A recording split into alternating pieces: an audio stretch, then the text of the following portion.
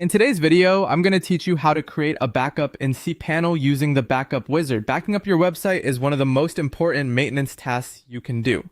A recent backup gives you peace of mind and helps protect your website files, databases, and other important data in case something goes wrong. The good news is that cPanel makes this process very simple with the Backup Wizard, and in this walkthrough, I'll show you exactly how to use it. To begin, log into your cPanel account. Once you're signed in, you'll be taken to the main cPanel dashboard, where all of your website management tools are organized into sections. If you're not familiar with the layout, don't worry. We'll be focusing only on the backup area. From the main dashboard, look for the Files section. This section contains tools related to your website's content and storage.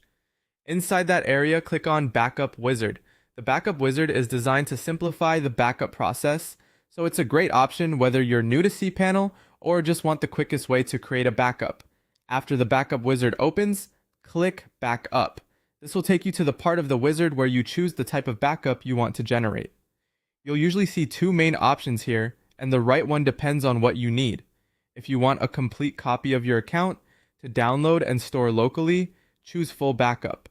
This option is useful when you want a more comprehensive backup for safekeeping. It can include your website files, databases, email settings, and more, depending on your hosting configuration. If you only need to back up specific parts of your account, choose Partial Backup instead.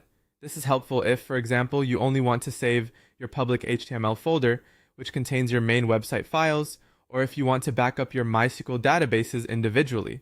A partial backup can be more convenient when you only need certain content rather than your entire hosting account. Once you've selected either full backup or partial backup, click download. cPanel will then begin preparing the backup file for you, and depending on the size of your website and the type of backup you selected, this may take a little time, so be patient if the file is not immediately available.